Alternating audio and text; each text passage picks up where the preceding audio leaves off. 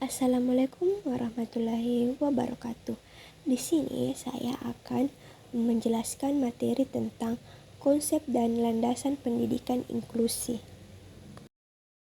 Nah, teman-teman, apa yang terlintas di pikiran Anda ketika mendengar kata pendidikan inklusi?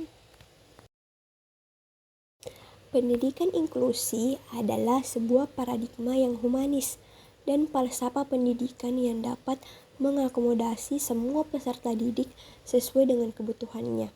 Selain itu, pendidikan inklusi adalah pendidikan yang tidak diskriminatif, yang memberikan layanan terhadap semua peserta didik tanpa memandang kondisi fisik, mental, intelektual, sosial emosi, ekonomi, jenis kelamin, suku, budaya, tempat tinggal, bahasa, dan sebagainya menurut Kustawan 2013.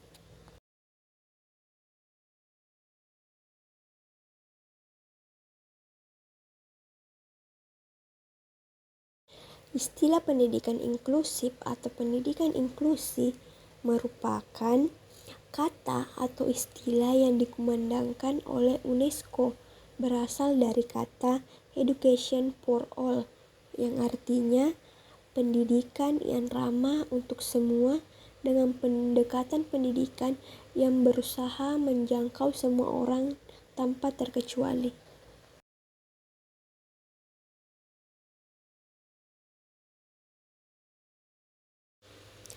Apakah pendidikan inklusi penting? Nilai penting pendidikan inklusi adalah terciptanya pembelajaran yang ramah bagi semua peserta didik. Sekolah tidak membeda-bedakan peserta didik. Semua peserta didik berhak mendapatkan pelayanan pendidikan yang sama. Education for all. Pendidikan inklusi sama dengan pendidikan untuk semua. Di masyarakat masih banyak yang berpikir bahwa pendidikan inklusi itu adalah pendidikan anak untuk anak yang berkebutuhan khusus. Apa tujuan pendidikan inklusi? Nah, tujuan pendidikan inklusi menurut Smith 2006, yang pertama, memberikan kesempatan yang seluas-luasnya kepada peserta didik yang memiliki kelainan fisik, sosial emosional, mental, maupun peserta didik yang memiliki kecerdasan atau bakat istimewa untuk memperoleh pendidikan yang bermutu dan sesuai dengan kemampuan dan kebutuhannya. Yang kedua, untuk mewujudkan penyelenggaraan pendidikan yang menghargai keanekaragaman dan tidak diskriminasi bagi semua peserta didik. Nah, itu tadi adalah konsep dasar pendidikan inklusi. Sekarang, mari kita bahas tentang landasan pendidikan inklusi. Yang pertama, landasan filosofis. Yang kedua, landasan religius. Yang ketiga, landasan yuridis. Yang keempat, landasan pedagogis. Yang kelima, landasan empiris. Baik, mari kita bahas satu persatu. Yang pertama itu landasan filosofis. Bhinneka Tunggal Ika sebagai pengakuan kebinekaan antara manusia yang mengembang misi tunggal sebagai khalifah Tuhan di muka bumi untuk membangun kehidupan bersama atau live together yang lebih baik dalam rangka meningkatkan kualitas dan pengabdian yang kepada Tuhan Yang Maha Esa. Selanjutnya, pandangan universal hak asasi manusia.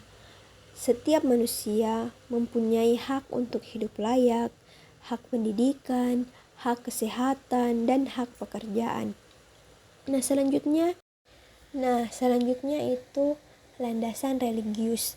Dalam Quran surah Al-Maidah ayat 2 dan 46 yang artinya, bertolong-tolonglah dalam berbuat kebajikan dan berlomba-lombalah dalam berbuat kebajikan. Selanjutnya Quran surah Al-Hujurat ayat 13. Manusia diciptakan berbeda untuk saling melengkapi. Nah, selanjutnya landasan yuridis. Yang pertama ada Deklarasi Hak Asasi Manusia 1948. Yang kedua, Konvensi Hak Anak 1989.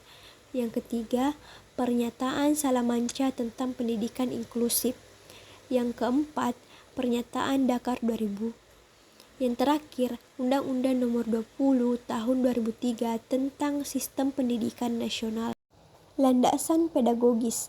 Anak adalah seorang makhluk yang memerlukan pendidikan, animal educandum, serta dapat dididik, animal educable.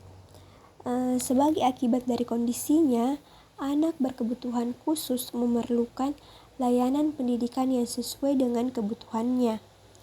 Anak adalah pribadi yang unik, yang memiliki karakteristik, minat, kemampuan, dan kebutuhan belajar yang berbeda-beda. Selanjutnya itu adalah landasan empiris.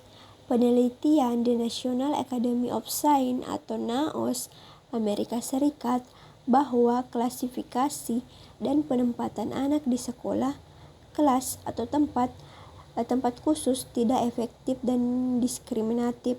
Layanan ini merekomendasikan agar pendidikan khusus secara segregatif hanya diberikan terbatas berdasarkan hasil identifikasi yang tepat. Beberapa pakar bahkan mengemukakan bahwa sangat sulit untuk melakukan identifikasi dan penempatan anak secara tepat karena karakteristik mereka yang sangat heterogen. Sedangkan hasil analisis Kalber dan Cavale 1980 terhadap 50 tindakan penelitian, Wang dan Bakar 1985-1986 terhadap 11 tindakan penelitian, dan Bakar 1994 terhadap 13 penelitian, menunjukkan bahwa pendidikan inklusif berdampak positif baik terhadap perkembangan akademik maupun sosial anak dan teman sebayanya. Nah, itu tadi adalah penjelasan tentang konsep dasar dan landasan pendidikan inklusi.